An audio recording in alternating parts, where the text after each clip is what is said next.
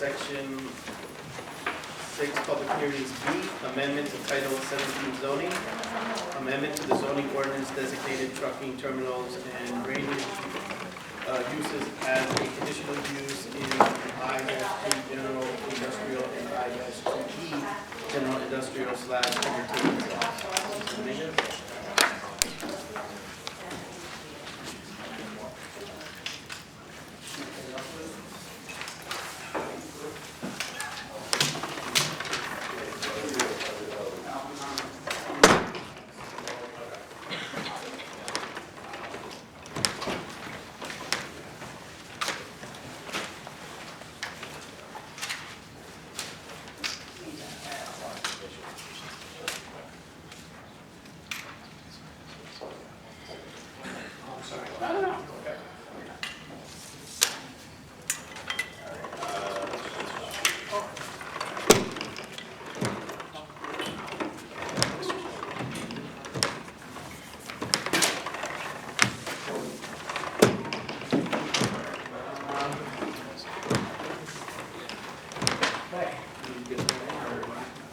Ready?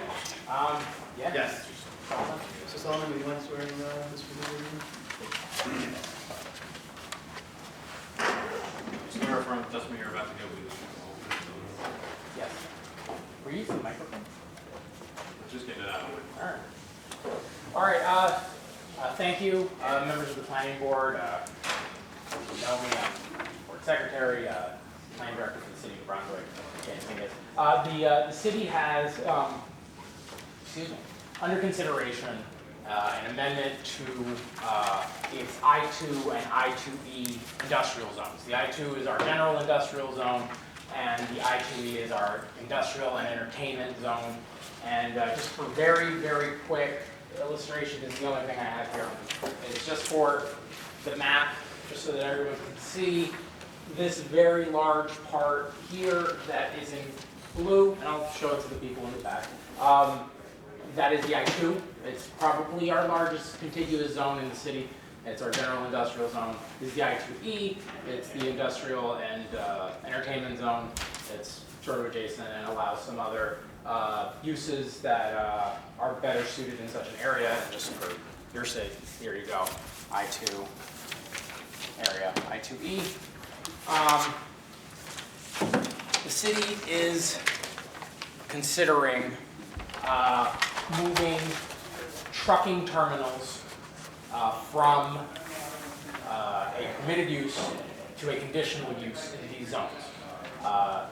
There have been a number of interested parties that have reached out regarding potentially leveling wide swaths of both zones for creating essentially truck parking lots and container storage, which is what drainage is. In case many of you are wondering about that word, I learned it only a few months ago, so I decided to use it there rather than container storage, because that's what it means. And it's not often I'm going to get to say it. Because right now it's subject to the same criteria as everything else in the zone. And so it's very easy to come in, purchase a lot, level all the buildings on it, and just turn it into a sea of asphalt. The city has concerns about that for several reasons. One is that it doesn't create any jobs, right? So what we have is a use in the industrial zone, which is essentially this wide swath of the city that is designated industrial because it was industrial before. It's very difficult to redevelop as non-industrial uses because of conditions of the ground or other proximity to certain other loud or noxious uses. And it becomes problematic when an area that's primarily serviced to create jobs and zoned for its highest and best use, which is easily create buildings that produce jobs, like warehouses and the like, are terminated. Further, it's going to just create seas of asphalt that are going to be contributing to heat island effects in the city, again, with no benefits, and significant amounts of diesel emissions from the truck traffic. Everything, or most things, have trade-offs. You build some buildings, there's some trade-offs, but there's housing for people. You build some warehouses, there's some trade-offs, but there's jobs for people. There's not really a balancing here for these kinds of uses. And to that end, the city felt that it's important to, at least with this, where it's just going to end up functionally being a sea of asphalt with trucks parked on it and container storage, that it be regulated in such a way that it mitigate the potential problems that would come from such an action. And so if you've gone through the changes, you would see that we're changing the permitted use because it was transportation and communication facilities. We struck the transportation portion of it, left it as communication facilities as a permitted use. And then we required 3 acres of land, as that's important for the circulation. If they're going to have trucks, then they're going to have to be able to get in and out really well. They're going to need enough space to do that. We're going to require that they have rooftop solar or green roofs as sort of an environmental mitigation for all of the emissions that the trucks would be producing. A minimum building coverage of 25%. That ties in with some of the other things in here, and that's to ensure that there are folks in the property that are managing the building, that are securing the site, etc. If it's a trucking terminal, then it should have features of a terminal, right, where it's managed, there's dispatch, etc. And this guarantees that there's some level of occupancy on the site. It cannot reduce the level of service on this adjacent roads, the abutting roads. So this is typically graded like A to F, like regular report cards. So we can't make it any worse than it is. So you can't go from an A to a B or from a D to an F. And I think, Mr. Burke, if I'm mistaken, there's worse grades than F, or there's like worse Fs down the chain? It's A to F, Carolyn. Yeah, okay. So, yeah, can't make it worse. That the containers, the trucks, have to be set back at least 25 feet from the property lines, that they have to be screened by native vegetation, and the vegetation has to be at least 12 feet tall to make sure that the screening is already in effect right from the beginning, rather than just buying some little tiny shrubs that will eventually grow, but not in the short term. The containers cannot be stacked more than 38 feet high, but have to be 100 feet from the property line to do so. 38 feet high, based on conventional container sizes, would allow for 4 tall stacking. For anyone who's curious, cannot be within 500 feet of a residential zone, daycare, school, senior facility, social services, or healthcare facility, and residential zones are zones that are typically denoted as R hyphen something else. And I checked, since this abuts Franklin in one marginal capacity and North Brunswick, they also use the same sort of nomenclature of the R hyphen whatever for the residential zones.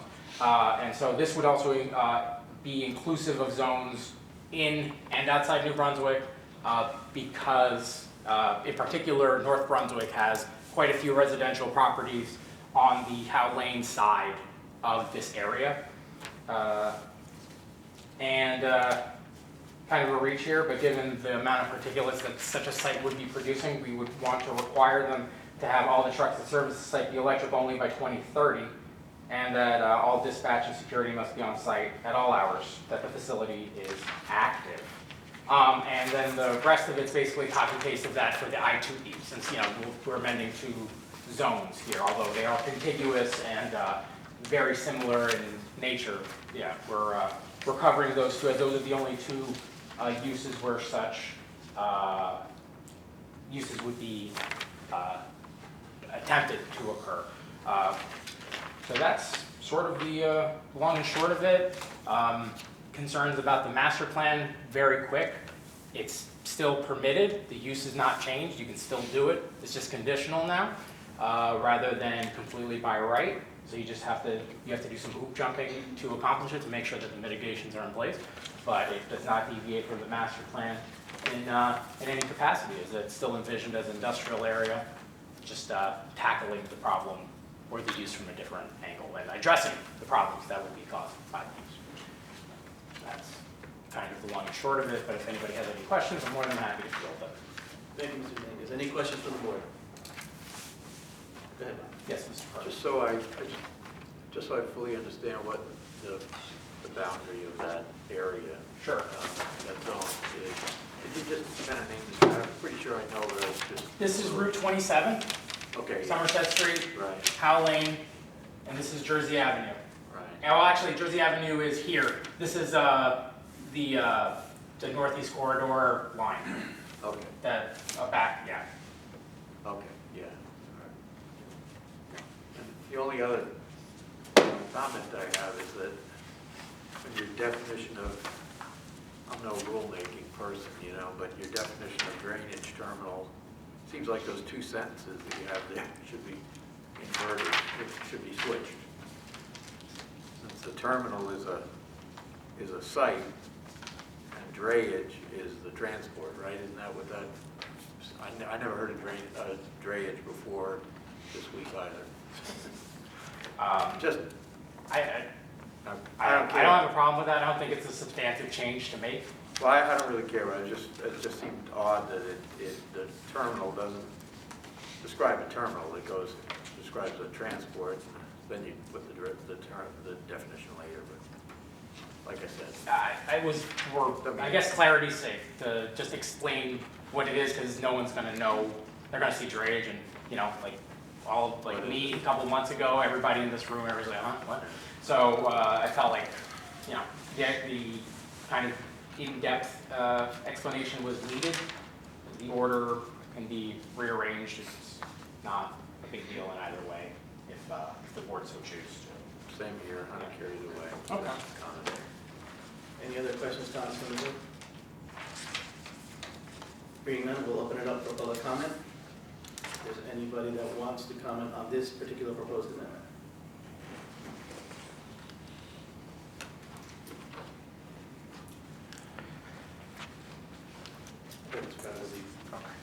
Well, actually, does he need to be sworn in? No.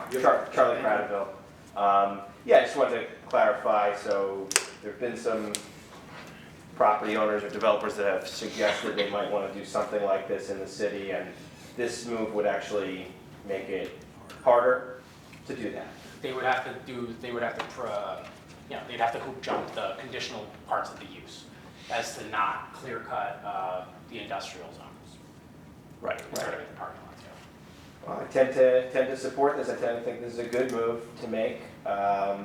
Curious, is this all we can do? Is this the strongest possible action the board can take, or would there be other? I think that generally, if where you're going with this is could be ban the use, I think that's highly frowned upon in terms of municipal land use law. I defer to Mr. Solomon to interject here, but I believe that generally speaking, you can't just completely wipe out a use from your entire city zoning code. You're asking me that question? Yes. Yes, you can, but that's not what's on the table. They were, the city asked us to consider this an amendment to the zoning board. I understand. I just know we're already jam-packed in that area, and you know, bringing tons of traffic for little or no jobs, and the pollution that comes with it just doesn't seem like a win. So I do think that this is going to significantly curtail the amount of potential interested parties. So, thank you for that. I appreciate the informative presentation, and we encourage the board to build on this, and we want to protect us from bad development. Thank you. Any other public comment? Hearing none, we'll close, and I will ask for a motion on the proposed amendment. Just curious, Yes. what you're asking, we don't approve this, right? We're making a recommendation to Well, the I was city just about to council. say, yes, so That's what I means that you are recommending that the city council adopt this change to the zoning board. and that it's consistent with the master. Yeah, I'll make a motion to recommend it to city council for approval and that it's consistent with the master plan. Thank you. Second. Sorry, who seconded that? Yeah. Zach. Okay, Yulitza Checo? Yes. Suzanne Secor Ludwig? Yes. Chris Delatella, Yes. Ivan Adorno, Yes. Zach Wright, Yes. Bob Cardico, Yes. and Manny Castellino. Yes. Great, thank you, Mr. Rodriguez. Thank you. All right, moving on to section 7, other matters of interest to the public. Wait for Mr. Rodriguez to settle in.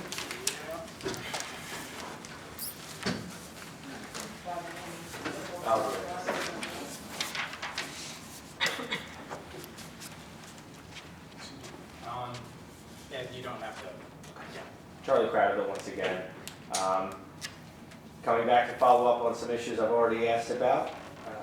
Hope to get some answers tonight. Wanted to know, first of all, if there's been discussions about what it takes to qualify as an objector,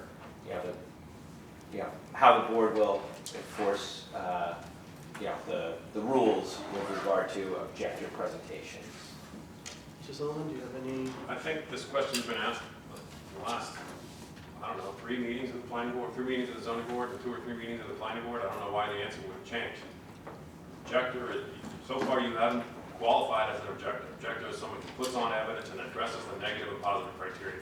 You are qualified to have an opinion and state that opinion about this application, but unless you're putting on actual evidence about the negative and positive criteria of the application, you're not an objector. Said that every single time you've asked again and again and again, and you've gotten the same answer every single time. I also point out that since this is the subject of a lawsuit that you have filed, it's probably inappropriate for the board to be addressing this issue with you right now. Okay. Just to be clear, since I think there's some confusion here, Mr. Cardico was sitting in that chair and did say that he was going to have a discussion with the professionals about this issue and get back to me. That has not happened yet. I know there have been a couple of meetings canceled. I can be patient, but I'm not coming back to ask the same question when I've already gotten the answer. I'm following up on what was supposed to be a promised response. Is that response now not going to be forthcoming? Just, building on what Mr. Solomon said, because this is subject to litigation, I don't think we can respond. Fair enough, and I get that, and I want you to know that I filed a complaint in the Superior Court because it was the last day I was able to file it. And, having the fact that the meetings had been canceled and I still hadn't gotten any follow-up, I had to decide whether or not to move forward with challenging one or more of the approvals from back in August. I made the decision to move ahead. I want to stress to all of you, it is nothing personal. It is something where I hope we can resolve it amicably. And the main reason I filed that complaint was because I felt that I had not been able to object fully within my rights according to your rules at that August meeting. And I've tried to follow up since then to get some movement, to get some clarity, and to arrive at a acceptable resolution. And since that hasn't happened yet and my statute of limitations was up, I did file the complaint, and I still ask the board to talk amongst yourselves, talk to your counsel, talk to your professionals, and figure this issue out so that we can resolve this, because it's not too late to come to an agreement about going forward how you will handle objectors who want to make a case, present witnesses, present evidence. And I think, as I've stated before, what's happened has deviated from your rules and unreasonably limited the time of myself when I tried to do that. So tonight I didn't have an objector case, but I did want to come and follow up on this and just share with you that it is nothing personal, and I hope that we can resolve it amicably. And before I yield the floor, I did also want to follow up on hybrid meetings, since I had asked about that. What's the possibility this board could have a venue for members and members of the public to participate remotely? So I did ask the city to see what the possibilities were. There needs to be upgrades to infrastructure and technological capability in order to effectively do that. And so we'll wait to see what the city does in that aspect. Once the conditions are set in terms of infrastructure and capacity, then we can revisit that again. Okay, well, and I know you'll be joining the council soon, so I hope you can help to make that happen. Thank you all. Have a good night. Thank you. Good night. That's Mr. Tafurda.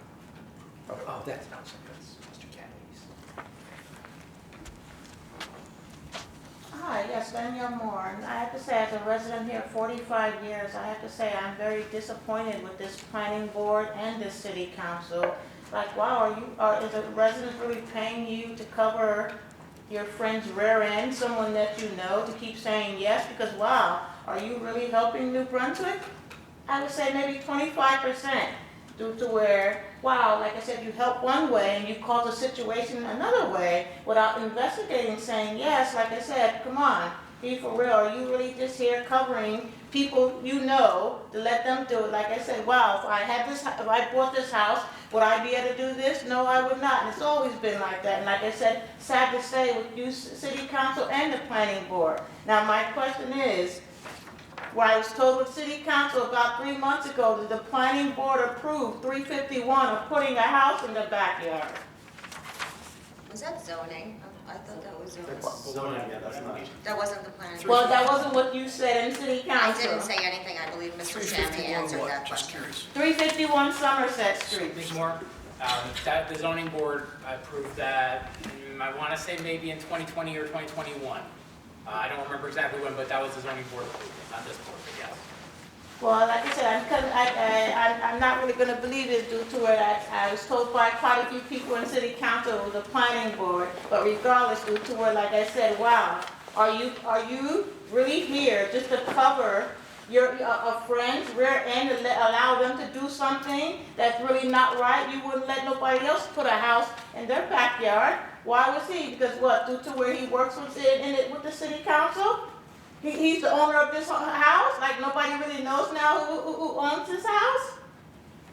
Ma'am, I think that you have, as it was stated, you're gonna have to go to the zoning board to address those issues. Like I said, no matter what, my point is with this with the zoning board, planning board, city council, like I said, wow, it's all about money, but like I said, money's not gonna save you every way. And when you're doing the wrong thing and not helping, due to where not thinking about others, we'll go from there. But like I said, you're not helping New Brunswick. A lot of things that you're approving is ruining New Brunswick, like I said, and I'm really tempting to do it. Wow, to go catch me some of these big rats from all these construction jobs. Come bring them to your neighborhood. Let them have 12 babies every other month. And let them chew through your house to see how much it costs, to see what it lives like. Do you think about other people, the things that they have to go, instead of you just saying yes, yes, yes, instead of investigating? Come on. Like I said, wow, sad to say with the planning board and city council, where what, you're not helping, what, where you approve what? For them to extend the bar over there on French Street by Harvey Street, due to where what? How many people, you got 7 bars over there, where you're putting a school over there. See, everybody hides. You didn't hear anything from Mr. Chuck O'Donnell or anybody. What, 4 stabbings over there? How many robberies, gunpoint with Walgreens? Come on, with this liquor and between the city council and the planning board, think just because you don't live over there, think about what the other people have to go through. Wow, for you to really knock down 2 houses, I said I wasn't even going to waste my time due to where, what, all of you just programmed, yes, yes, yes, to come and say, wow, for you to knock down 2 nice apartments there to extend a bar there, come on. Like I said, with all the pissing, the people sleeping over there, what, the people leaving the beers all over? Like I said, think about what the other people have to go through just because it's not your neighborhood. And like I said, honestly, wow, this planning board and city council, what? You're not really helping New Brunswick. You're making New Brunswick worse due to where you don't investigate on the other side of what is going to happen when you do this. And please, all of you should be ashamed of yourselves. Thank you for your comments. All right, no more matters of the public? Hearing none, we can get a motion to adjourn. I'll make a motion. Second. All in favor? Aye. All opposed? Have a good night, everybody. Thank you.